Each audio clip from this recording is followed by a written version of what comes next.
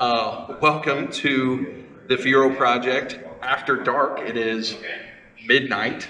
If it's midnight right now, it's like 9 p.m. and I go to bed like between 11 and midnight. So I got a little bit more left in me, although I had to get my windshield replaced at 8:30 this morning, which means waking up at 7:30, which was 4:30 my time. So I guess I am exhausted. So we've been planning this interview since February, and my partner Dayton, that's usually on this with me, he moved and he had like purple rain, and he had purple rain as his car. Okay, yeah. And all kinds of drama with that. So it's just been put off. But we're here in person at the 40th. Yeah. And the Fiero Hall. So what a great place to do it. I think this is the best environment. We got the backdrop of some very unique cars, like the PPG car here, and Daniel's got his Automoda convertible. What got you into the Pontiac Fiero? I bought my first Fiero when I was 18 years old. I'm 39 now, so this is about 21 years in, give or take there, if I do math right. And it actually was the first car I bought after I got my driver's license, because I didn't have a driver's license until I was 18, and I was really, it was not my first car. I was really into Pontiac Firebirds, and sort of the Knight Rider look, and like the flip up headlights, like all the time when I was a kid, I loved the 80s Gen 3 F-body Pontiac Firebirds with the flip-up lights, and I was like, that is the car I'm going to own, right? Little did I know I was only going to own 2 Pontiac Firebirds and over 20 Fieros, but I didn't even know what a Fiero was. So I have a senior picture in high school of me sitting in front of my Firebird that I don't have a driver's license to drive, but I owned it for a whole year as like a sneaker or something. When I was 18, I saw a Fiero somewhere, and I was like, I just looked at it, I was like, it looks like and this is blasphemous now, but I'm 18 at the time. Like, it's a mini Firebird. And, which we learned a lot about today. Right, and I'm just like, and I was just fascinated. I'd never seen, I never really looked close at one in person. And I started learning a little bit about them, and probably saw an ad for a silver 85 GT that was in an abandoned automotive lot, so a car dealer's lot. But the car dealership had moved, but left a couple cars behind for one reason or another. Later, I would figure out that it was because they didn't start, or they couldn't easily move them. Yeah. So imagine an old parking lot, it's fenced off with the grass growing up through all the cracks in the lot. And in the back, there's just, you drove by and there's something catches your eye, and this dirty silver 85 GT was fascinating to me. I think I looked at that thing 2 or 3 times, and I had no idea even what dealership owned it. But I'm just looking at it, looking around it, opening the doors, sitting in the seat. I'm like, this is cool. This is interesting. I ended up tracking down the dealership that owned that car, and they agreed to sell me the car for $900, assuming I could get it started and move it. So we basically made this handshake agreement where if I could get the car started and I could move it, then I could buy the car for $300 down, do 2 payments of 4 payments of $150 or something like that. So $900 total. And so I went to that lot. I really knew nothing about cars, but I went to that lot over and over, trying to get this car. They gave me keys, so I was just trying to get this car started, trying to figure out how, if this car starts, it becomes my car. Right. You know, the fix ended up being like a distributor rotor and a battery or something like that. But God, if it didn't take me many days of going back there repeatedly and leaving disappointed before I got that thing started. And even when I got it started, it did not run well. But it did drive out of the parking lot over maybe 2 miles to my dad's. I'd help That was my first Fiero. And after that, you know, I didn't plan to be a mechanic. I didn't plan, which I am today. I don't know if anybody knows this, but you know, I do also I build custom cars. But I also am a mechanic by trade. I have a degree in automotive service repair. The Fiero made me a mechanic. I think it's made a lot of us mechanics actually, right? Because if I wanted to own this car, if my poor 18-year-old ass working at Subway wanted to own this car, I was gonna have to fix it myself. And the will to own the car was enough that I just started figuring things out. And it took me maybe 4 or 5 months of tinkering with that car before that car ran right. And in the end, it turned out to have a myriad of tune-up problems. But the biggest problem was that a clogged catalytic converter. I ended up connecting with the local Fiero club. There was a guy that was a few years older than me that came and met me one day, and I said, "Hey, I can't figure out what's wrong with this car. Can you like come and look at it with me and see if like maybe there's something I'm missing?" And I was like, "Our Fiero is supposed to be this slow," and we took a ride in my car, and he's like, "There's something wrong with this one." Okay, so he took me for a ride in his car, which was an '86 SE 4-speed that he had ported the exhaust manifolds on, and like, you know, maybe had a rebuild, maybe, like, who knows if that's this one. But that thing was probably the best running Fiero V6 I have ever ridden it to this day. And he took me on one of those rides, you know, because it was frightening, you know. It's peeling in first, chirping in the second, like sliding around corners, and I don't think I was a true Fiero believer until that moment. My car wasn't even fixed yet. When I rode in that car, I was so proud, you know, because that just left such an impression on me. It looks cool. It's weird. It's like it's got some performance, you know. It's got all the elements. Here's the question. You kind of alluded to it there for a moment. How many of you own? Well, I genuinely don't know for 2 reasons. One, it depends on what your definition of a Fiero is. Meaning, like, how complete is a Fiero before it is counted? And 2, it also, and actually 1B would be that when do you own a Fiero? Do you own a Fiero when you possess it, or do you own a Fiero when you have a title for it? You know? Even if I knew the answers to those questions, I've lost count long ago. I can assure you it's over 20. Yeah. So, there was a point when I was younger that before I got out of Fieros for a little while, maybe like 6 to 7 years, 6 to 8 years, when I was first doing EDM stuff and dating my wife. And so it was not, I only had one for a while. But I never was completely without Fiero. You know, I just had one I never drove and just parked in friends' house, right? At one point, I counted that I had 13 before on my first, rare Fiero.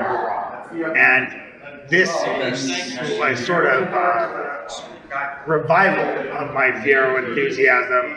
I have presented, there's like 5 or 6 on my property. And some of them are kind of mine, kind of Adam Skinner's, kind of parts cars, you know. And then there's definitely 3 that I'm sure that I own and are plated and then there's actually the car that V6 car that I got in the ride in that day I owned that car. So he had sold it to somebody, then I did a lot of work on it for that guy, and then that guy ran into hard times and he sold it to me. And it was my main Fiero for a while. And actually, some of you may have actually seen this Fiero, but have no idea you've seen it, depending on your movie taste. But this Fiero was briefly featured in Twilight, like the movie. Oh, in the car accident scene at the high school. In the car Yeah, I know exactly what you're talking about. Right. Wait. I just outed myself bad. So, also in the Paramore music video for Twilight. Listen, I'm not a Twilight fan. I'm a Fiero fan. So I know, you know what? All I the just movies, give up. it's okay. All the movies, you can be like, if there's a Fiero in a movie, I'm checking it out. We'll call it that, right? I've been there before. I'm not doing that anymore. Ever since that weird video game Fiero movie came out, where they were like, if they died in the video game, then they had to die that way in real life, and they were trying to escape the Fiero. Like, what was it? It was some ninja, wasn't it? Some ninja movie. I don't know. It was like a weird horror movie Yeah. that I saw. So, out of all of those cars, what's your favorite? I mean, I think honestly, the LSJ car is my favorite at this point. But close second is the Niero. Like the two cars you've seen. If you watch my channel, maybe you do, right? Those are the two cars that get featured the most, and really just the cars that I have the most. And the reason isn't just because they're the most recent cars I've been working on, but they're also cars that I have a lot of probably the cars I've done the most work in. From there, So, it gave you like a baseline. The Niero's body came from an 87 GT that we bought specifically because it had that body and that paint job, and that really is. I'm coming from doing a lot of, I used to produce a lot of EDM and dance music. Obviously, it's still kind of dance music what I work on now, but I rave, and.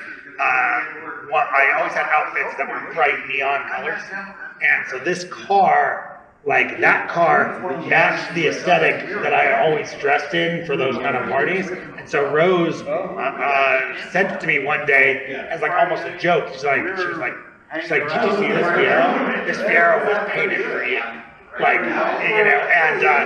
And then I looking at it and I'm like, I kind of guiltily want to admit that I do love this car. This is amazing, right? And I had recently purchased Steve's 88 Formula with a 4.9 in it that had the ugliest body. The body was a white Formula body that was trashed, and then it was repainted yellow. But the yellow was all peeling off of it, and it was when you're dealing with peeling paint and you're thinking about repainting something, getting it back to even a surface that you can add paint is going to be difficult. So I ended up negotiating to purchase that car because it didn't run for a really reasonable price. I think under $1,500. And I took every panel off that 87 GT and converted that Formula to the GT, and that is what the Niero is, so it's right now it's a 4.9 swapped car with those neon body panels and a full GT package. So it's the closest thing I have to an 88 GT. So you can see why that might be massive for you. Plus the seats that Mr. Mike made, which I will quote him, the most custom seats I have ever made. It took it's something, Mr. Mike is quite a character, and when I called him about making the project and sent him pictures of that car, I was like, I want seats that look like the outside of this car. And he says, That is an impossibly large amount of work, but I'm so bored of making the same seats for every car. Yes. I would love the challenge. And so we just corresponded over months, and he sent samples back and forth, and I would put samples of this leather, of these patches of leather, and maybe you can put on screen like the picture of these seats somewhere. I'll send you one, right? Okay. But these patches of leather, I would put them against the car, you know, and then I'd take a picture, I'd send them back to Mike, you know, and then Mike and I would debate what sample matched the car the best, you know, and then even the pearl white that we picked, which was actually out of some sort of boat upholstery catalog, it was outside of his normal catalog, right? He was able to, he painted the edges of it with some neon paint so that the seams look like they're glowing, like kind of like green from the seams. It's very subtle. I can't wait to see them. I haven't seen them. Oh, well, you know, see, that's why that car needs an LS4. I have an LS4 sitting in the corner of the garage, 70,000 miles, no leaks, on an engine stand, waiting to join that car, which flies on the channel that much, because I'm so tired of this 4.9. Okay, I enjoyed it. It's a V8, it's a powerful engine, but we're done with 4.9 swaps. We have better swaps now. And OBD1, I'm done with it. Now that I have HP tuners and I can do anything to the LSJ by just putting the computer in and changing the tune, I need that with all the cars. Cannot live without it. I'm not sending in an E-prong chip, then have it come back, to have it still not quite run right, to have the throttle cables get stuck on the Elante intake, to have weird coolant burps that you just can't get out. I am literally gonna kick this 4.9 right into the trash. Well, maybe I'll give it to somebody, but I'm not gonna, you know. Right. I'm done with it. You're done with it. So that's why I don't drive it anymore. So speaking of the LSJ, one of the ways I was introduced to you was your channel. Right. You have in my opinion, a great YouTube channel. Lots of content, not just advanced content, but someone that wants to know what it takes to paint a car. Yeah. You know, how do you set up a paint booth in your home? All the way to the rear end was wiped off of this CJB car, and I'm putting an LSJ from what was it, from a red line? Yes, an ion red line. And line. I usually tell people, a lot of people don't know what an ion red line is, so I'll be like, sometimes I'll just tell people it's from a Cobalt SS, because at least they'll know what I'm talking about. You know? So that's how I was introduced to your channel, and you did some work with Ronnie Finger as well, in the Fingerprints Workshop. So speaking of the LSJ car, tons of work, a lot of work into that car. It's here at the 40th. You drove it here. I drove it here. Is there anything that when you look back, and if you watch the videos, I don't know if you watch your videos or you take feedback or anything like that, is there anything you would have done different? Like, what's the one thing you'd have been like, man, I wish I would have done this different? This is a hard question, and I'm gonna give a quick answer, and then an answer that's probably more that you're looking for. What might surprise you is the major thing that I would have done different is choose a different car. Like, I so many times in this project, I wish I hadn't gone. I mean, it was our first YouTube video, all for the channel. We introduced me and the wife get on with just our phones, no real cameras, and I pull in the LSJ, what will become the LSJ car, but is really a Fiero carcass that should be left to die.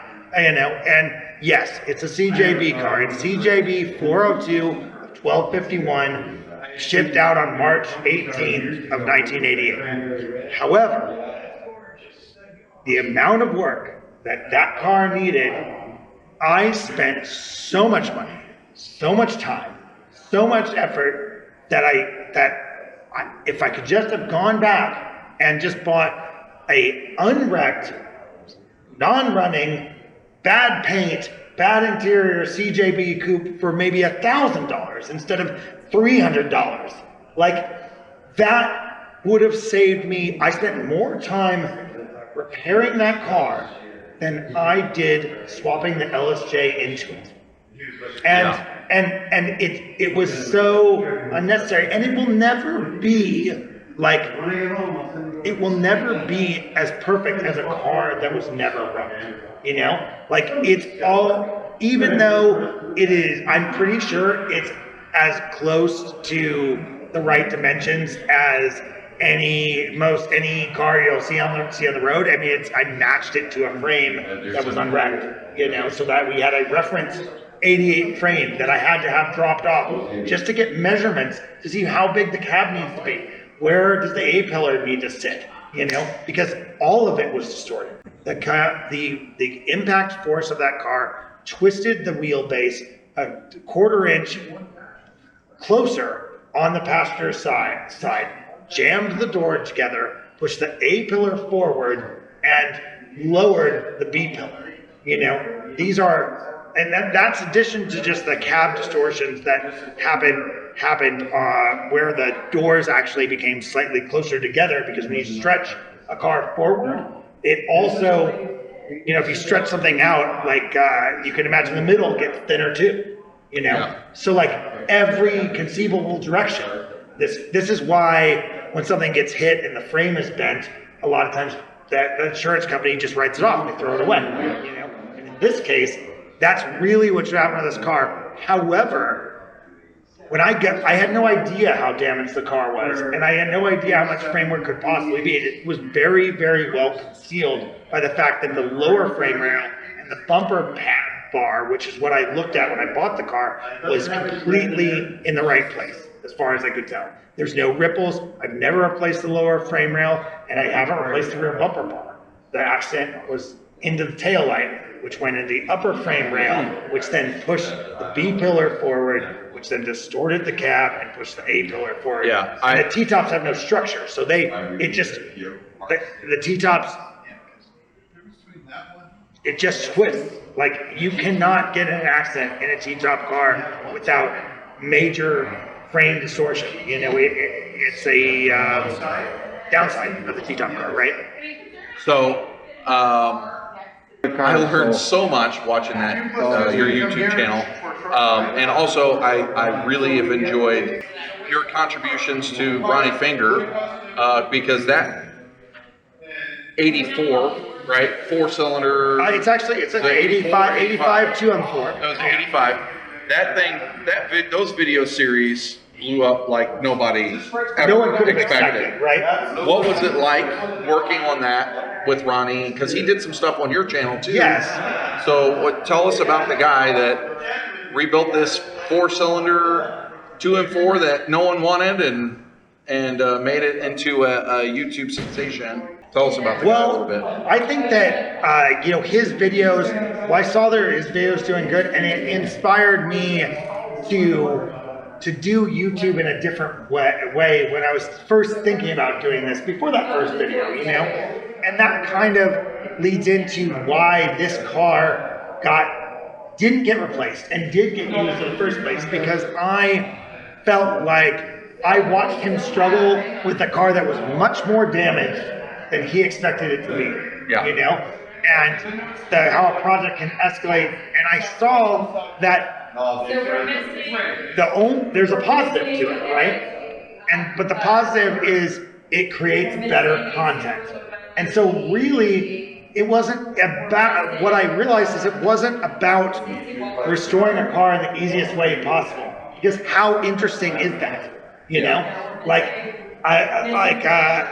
So when I said we're gonna do this, like, who's gonna keep watching the channel if I'm like, actually, just kidding, I can't, it's too hard. Yeah. You know? Right. I'm like, are you, then maybe you're out, you know? Yeah. Like, so it was this challenge to myself to see if I could even do it, you know? If we could do it, right? And also just like finding other people to help along the way. There's been so many guest stars on the YouTube channel, including Ronnie, even though his stuff was remote. Ronnie, he was intriguing because Ronnie is a very talented editor. You know, he went to school for video production, and he has been doing videos on his YouTube channel for like 10 years since he was a kid. You know, that's why it's just called Fingerprints or Ronnie Finger, and not like Ronnie's Garage or something like that, right? And so he's very good at a craft that I at the time was just learning. You know, but he knew very little about fixing a Fiero. He was learning along the way. So I sort of endorsed one of my principles that I find helps me all the time in life, is that if you want something from somebody, then you need to give them something in return that's more valuable than what you want from them.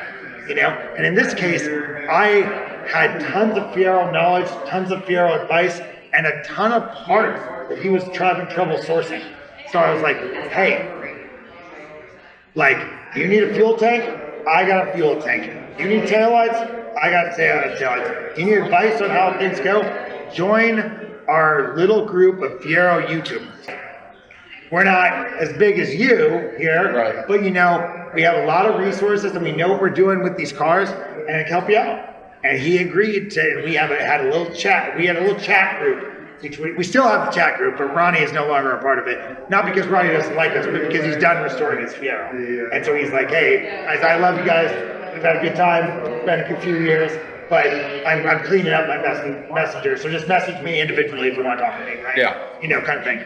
And so I helped him out first. And then I asked him a little bit about his editing process and about how he did videos and stuff, and he started mentioning our channel on his channel as I just gave him parts, you know, which provided us a huge initial boost. The first time Ronnie mentioned us on his channel, we went from like 200 subscribers to over 1,000. Wow. Like it was exactly what we needed at that moment. And then later, as we came more closer to just friends, I was like, well, like, let's do some skits together. Let's do some remote stuff. Let's, you know, have a good time with this. And I don't know, it's just I just kind of asked, right? You know, like if you're doing art or doing something and you're looking at somebody, you're like, that guy is so much ahead of me or something, you know. First of all, nobody's really ahead of everybody. People are just at different levels at the moment. But like, it's not. You shouldn't think of it like that. And second of all, we're all just humans, you know. Yeah. Asking usually doesn't hurt, so give it a shot. So switching gears a little bit, another thing that you are known for, that you see on your channel, anyone that looks your channel up, is music. Yeah. And the genre of music is synthwave? It's synthwave, yeah. You know, we sometimes, this specific genre of synthwave is sometimes referred to as outrun. One of my favorite songs is Evil Arcade. Okay, yeah. Has one of your cars featured in it. Yes, it does. He has a music video. The song that the music video is based off of is Evil Arcade, which is about a young child going into an arcade and getting sucked into the video game, not in a literal sense, but addicted to it to the point where he can't get away from it, and he basically dies of old age because he's strapped to this game, correct? Yeah. And there's a Fiero in it. Looks like a 87 GT. It's my wife's 87 GT. We call that Fiero Prince because the previous owner replaced all the interior with black and purple. Oh. So it's like my wife likes it. You know, so it's like we've kept it. The exterior is medium red metallic, and it works better than you think. But we've done a lot of like extra leather work with Fiero Russ, you know.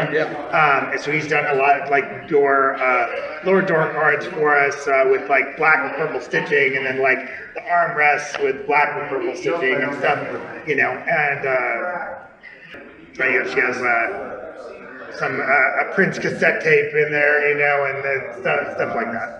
So yeah, let's take a moment, talk about your music, you know, where you get some of your inspiration from, and I'm just really interested in that side of it, because I get the Fiero side, like there's a lot of inspiration there, and in my opinion, Fiero is a lot of art. Yeah. Right? It's a very beautiful car. The things that you've done with that car, the cars that you have, is very, very art worthy in my opinion, because like you have the neon car, the LSJ is a work of art because of what it was and what it is today. So let's, you know, tell me about your music and tell me about some of that stuff. Well, you know, if you want the long story of like my music, which I'm not going to give today, you can still buy a copy of the vinyl from rosacorsarecords.bandcamp.com, and in the vinyl there's a big gatefold, and I wrote my a not so short story of my musical journey, you know, and it probably starts with getting my first Discman at 10 years old and a copy of Elvis at Golden Records, because I liked oldies at times. My dad used to play it. To being obsessed with Nirvana in like my early teenage years, and deciding that I desperately wanted to be a musician, but I didn't really know how to go about it because it wasn't any good, you know. But like that, if you had asked me when I was a teenager, that's all I wanted to do. I want to be a rock star, you know.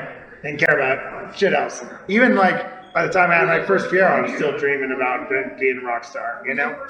And I'm not very good at guitar, so that's kind of a barrier, if you will. But maybe only a barrier in your mind, because sometimes simple can be very good, you know. And I think that what I found success with in music prior to making the YouTube channel was I found that I could write electronic music, because I could sit down on a computer and I could take as much time as I wanted to think about the structure, to play it, to be like, okay, I don't like that. I could work on one element at a time. It worked better for my brain. I understood that more, and I worked really hard at that for a long time, because I was a relatively well-known DJ in our Portland metro area, and then did shows from Salem to Seattle, which is only it's like a 5-hour drive radius, so it's not like a huge area, but like in a few cities in the Northwest, I was well known for what I did. I did some festivals and stuff, but I found success making like dance music, you know, like mild at least, and I really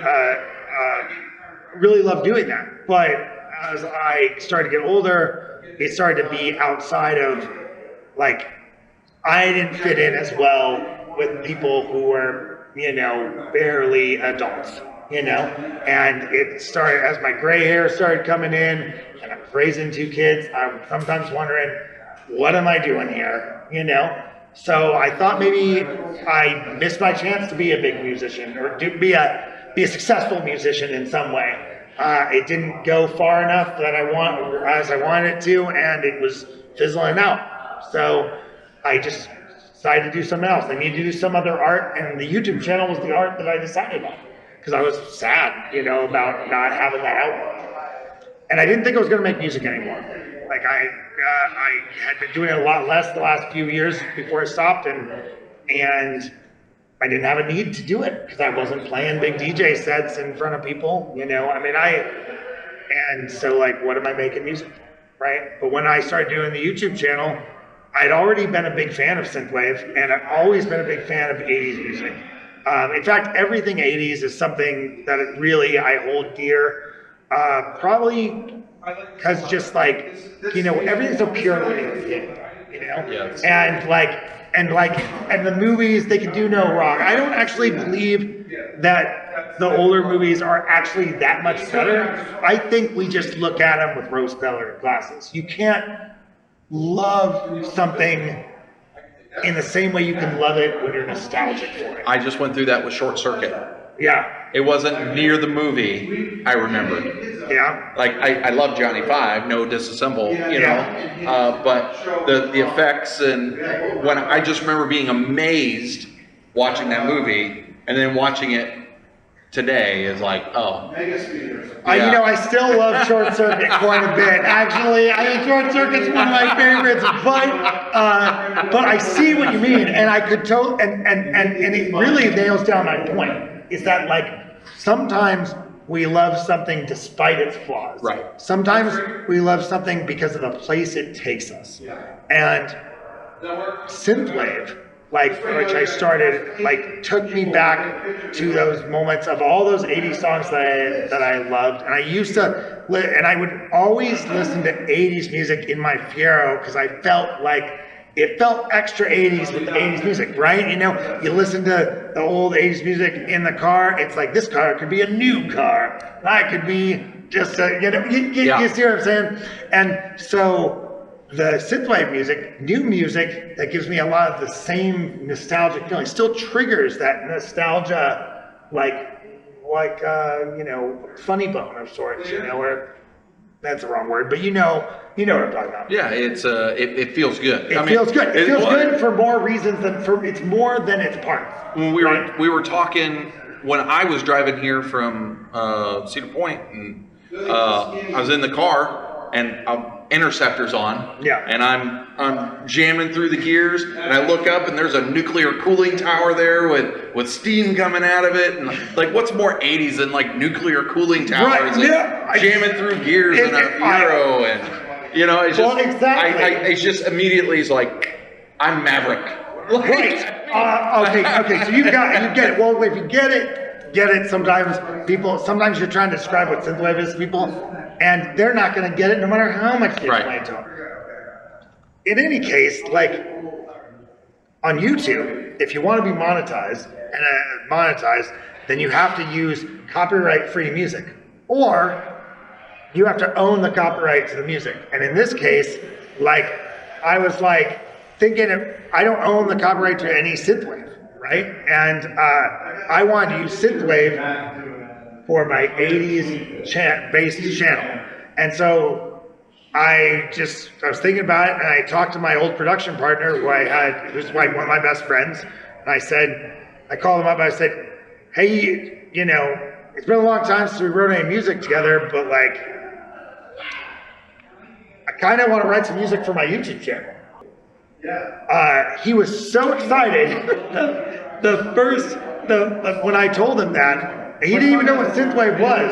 So I just sent him a few samples of it. I was like, synthwave's this thing. He's like, okay, we can do that. And before I could get down to the studio, he pumped out a track and sent it to me. And he's like, kind of like this. And I was like, did you just write a track in a day before I could get to like work with you? And that track became Neon Triangle. It's the only track that I don't have full like co-writing credits on with the album. And I used that track right away in the YouTube videos because I had YouTube videos that needed to get out that week, even before I wrote any of the rest of the stuff. So not to say that I haven't had a lot I haven't re-edited, changed, had a lot of creative direction even on Neon Triangles. Like it didn't go onto the album in the state that he sent it to me that day.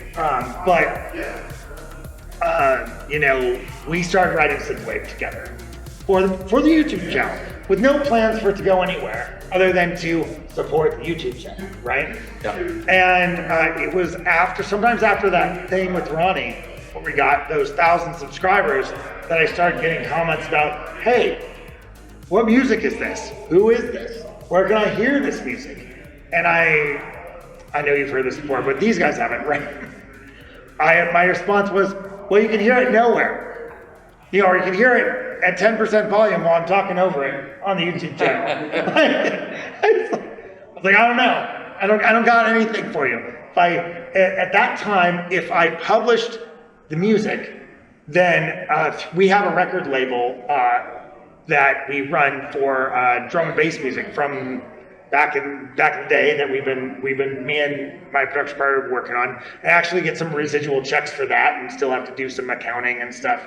It's called Bad Kill Records if you're into that, But I knew that if I released something, because I had released a sort of half synthwave track, which is a bonus track on the album known as The Chase. So The Chase was actually originally an electro house track. It marks the transition from me making dance music to me making synthwave. Okay. And on the vinyl, it's not even listed on the vinyl. It's not listed as a track on the album. It's you have to wait 20 seconds in silence, and then it's a secret track. It comes in very quietly, like back in the day when you had secret tracks, right? I figured that was in genre too. Who did that? Nirvana did that. Nirvana did that. They did that. Endless Nameless. Yeah. Yep.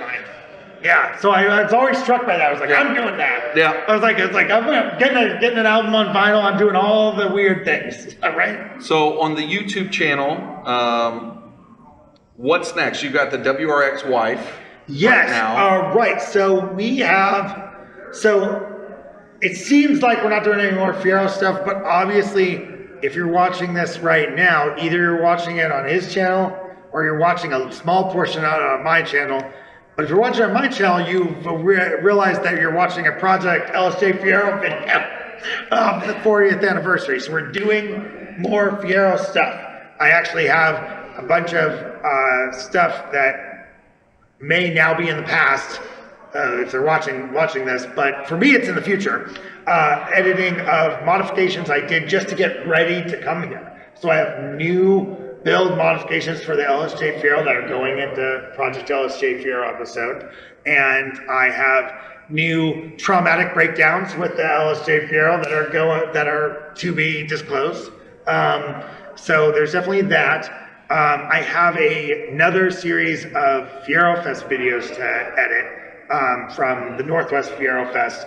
I actually have 2 years of Fiero Fest videos that I'm going to combine into like one super video because I never got around to editing 2022 for some reason. Not for some reason. I was busy making this damn album and I just didn't do it. And I didn't do it until the point where I was like, you have 2 weeks before the next one. You got to edit it now. And still didn't do it. So we're gonna make one super video, right? Be like 2022 and 2023. What is the favorite Fiero that somebody else has? Favorite Fiero? Oh yeah, he's like this one, this one, Just so everyone knows, we're in the Hall of Fieros at the Centerpoint Marriott at the 40th anniversary. Favorite Fiero that somebody else has. I've seen so many today. Right. There's so many Fieros here. We're predicting 300 plus Fieros. It's unknowable how many Fieros will be here. You have missed out by not being here. I'm telling you. Yeah, downtown Pontiac was crazy today. It was so crazy. I loved getting that drone shot. I am such a lover of if money were no object, I would probably be a Fred with so many unique, beautiful Fieros. Yeah. He owns the last Fiero ever made. He owns the 2+2 prototype. He owns this beautiful 87 GT since 1996. He owns a silver 88 CJB car, 5-speed, 1 of 4. I think that one's an automatic. I'm not sure about that. I don't think it's and then it's PPG cars. Oh, he owns the PPG car. Yeah. He's got 30. everything. Right, he's got everything. Yeah. And I think that's very in line with something that I might do. But I think my favorite Fiero that I don't own, that's not heavily modified, is Jeff Fitcher,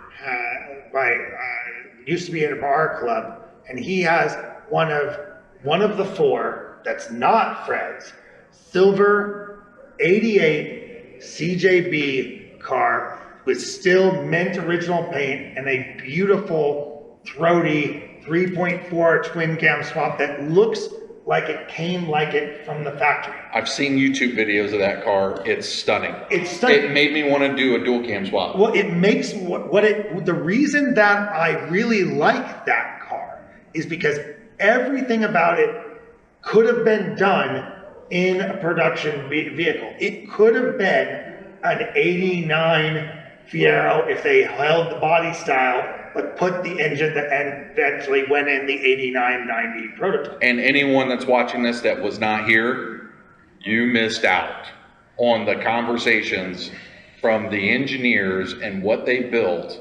Dude, I learned so much from the crazy. It's not often that you can tell me a new fact about Fieros, and it's definitely not every day. And in previous Fiero events where there's been trivia contests, people are just like, Alex, you're not participating.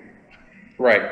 Because we actually want a chance for somebody else to win, okay? Because often, if I get a question wrong on the trivia contest, it's because the person who wrote the trivia has the wrong answer. Yeah. Well, and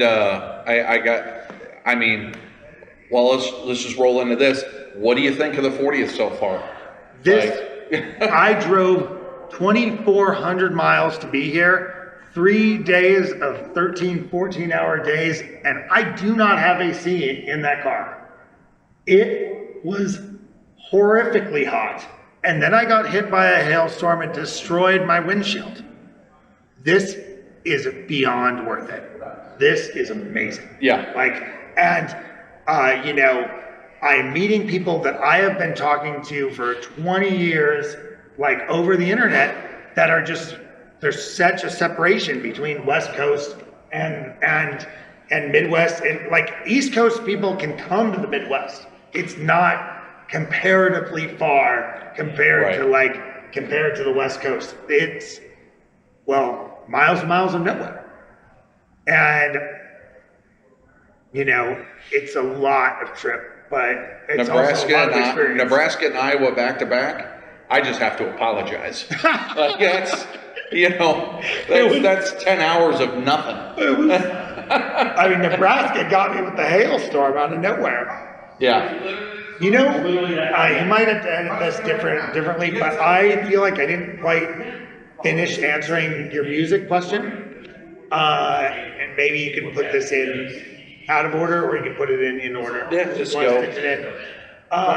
You had, you'd asked what got me into music, what was it all about, kind of thing. And I want to make sure that I say that the fact that people love the music, that meant so much to me, and that the people on YouTube literally created an opportunity for me to fulfill a dream that I already thought was dead and gone.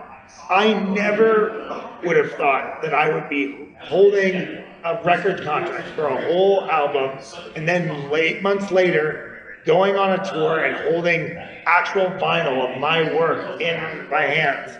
But the fact that people kept telling me they loved it and that they wanted copies of it made me start working on making it into an album.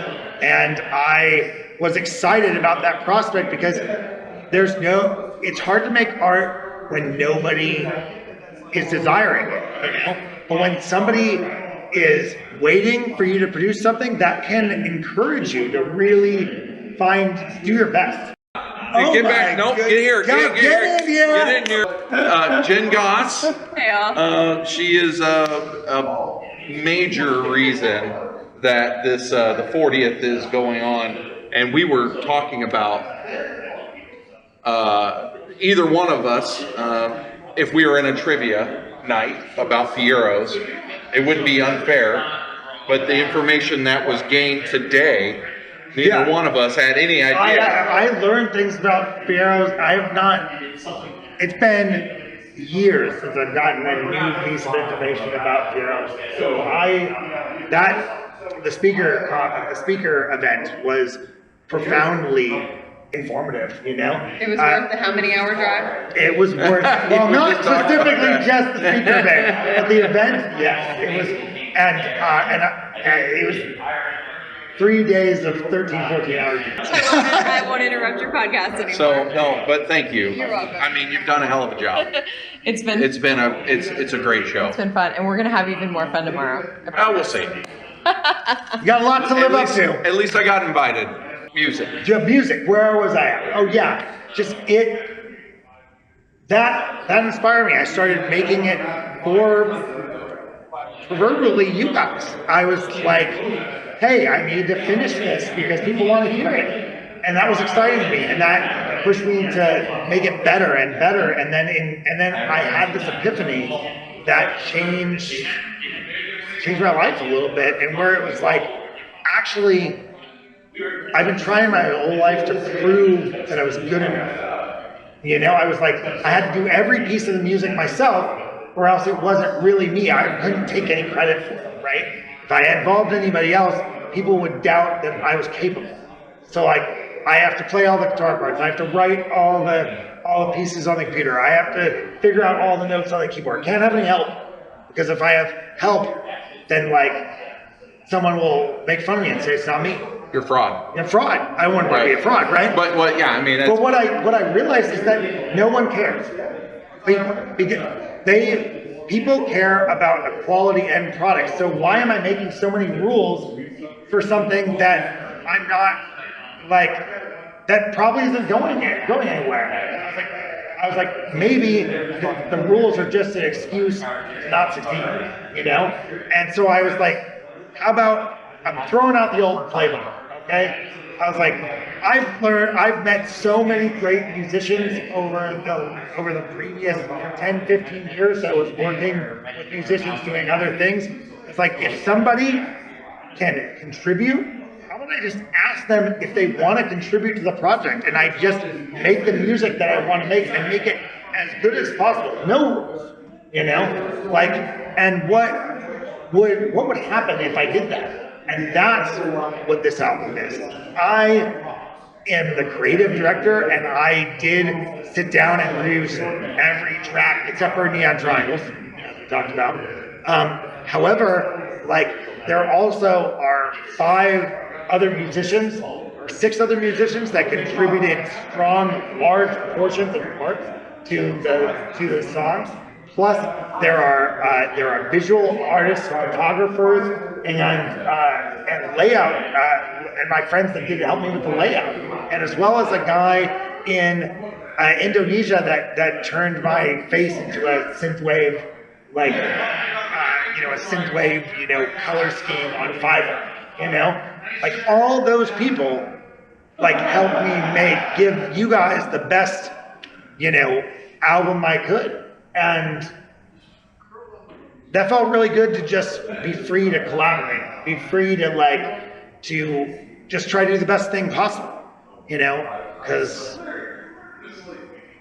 I don't know, I feel like success is better shared together. Yeah, nope, I agree with that. I feel that way sometimes, with my cars. Like if I'm working on a car or doing something and I need to do it myself. Yeah. And if I accept help from someone else, then it's not me working on the car. You can't take credit for the car. I can't take credit for the car. And, but let's look around this room. No one gives a shit. I think most of the really good quality builds, someone had help at some point. Yeah. Even today, I had help from the glass shop installing the windshield. I didn't install the windshield myself. Yeah. And no one would look down on me for that. But the problem was no one was looking down on you in the first place. You were looking down on yourself. Yeah. Right? You got to So, get like, out of your own way. You got to get out, right, getting out of your own way. And once I got out of my own way, I was able to make music, and we went on a tour that was very successful for for where we're at. And playing that music in front of hundreds of people that loved it, and were here specifically to see me and the band, which we call the Most Excellent Band. You'll know that on the next album, because it won't just say Alex Lightspeed. It'll say Alex Lightspeed and the Most Excellent Band, because we decided after this album came out that when we were going on tour, that's how we were going to label things from that. Now, are you still making the Lightspeed Fiero shirts? Did you see them all out there today? I saw probably 15 of them.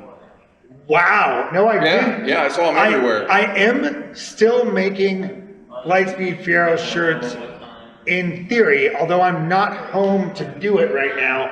Yeah, I thought it was you. Like, I didn't think it was you. I thought it was the person you were riding with, and I look out and I see a Lightspeed. No, it's on a lady. Oh, there's someone. Oh, no, there's another one. Like, they were all over. So That's super cool. I thought it was really neat. So I didn't know if you saw those today. I actually haven't felt seen that any. little bit of. Must have been out in space today. I got very little sleep, like I said, right? Right. Man, this has been really a pleasure to talk to you, especially in such a unique location. This. Well, I think we gotta just like take the camera and just show. Oh yeah, we got everything around us. Get some. We can do that and just B-roll over us talking about it right now. Yeah, it's just look at all of this. Yeah, all of this. It looks amazing. Yeah. Well, I really appreciate the time. Thank you We've so been much trying to do this today. for a while, and I've loved the content, and a lot of it has inspired me to do my own thing. Yeah. I love Fieros. I love talking to people. I love meeting new people, and it feels like I connect the community a little bit more when you get to learn more about the people that are in it. I've enjoyed watching your other interviews. I originally agreed to do one of these interviews very tentatively. Yeah. But when I saw some of your other interviews, I was like, well, now I'm falling behind. Now I wish I had done it already. No, and we'll probably do another Fred. Well, you never. I mean, people are weird sometimes. They get aggressive or weird, and bring up inappropriate things. And this is just about the cars. It's about the people that love the cars and help support the cars and bring it forward. So, just one last thing. If you didn't know what we're talking about, this is the album we're talking about. It's got a Fiero on the cover. Alex Lightspeed, Crimson Sunset. You can buy CDs from me, but you can buy vinyls on the record label's Bandcamp site, which is rosacorsarecords.bandcamp.com, and just go to July 2022, and that's where Crimson Sunset is. I think if you look up Crimson Sunset Bandcamp, you can also find it, and there's a little link to order the vinyl on the side. You can also buy it from Electronic Purification Records. You put that in Google, take you to the website.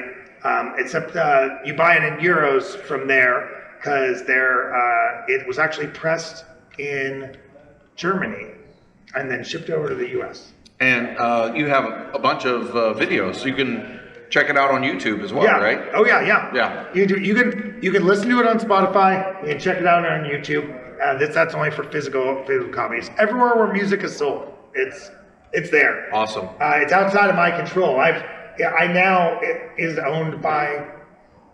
Interceptor's my favorite. Yeah, you know what?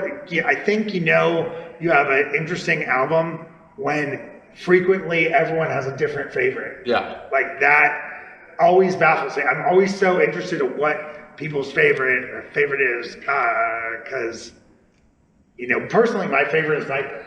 Yeah. Like that's a good track too. It's just, I guess some days it's Nightbreak. Sometimes I really like Two Road Trances.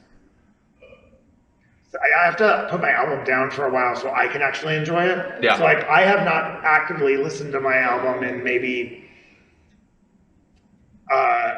I listened to one track on the way here to show one of our caravanning partners where we were doing some seat swapping, you know. And but I have really not listened to it in weeks, you know, maybe a month or two.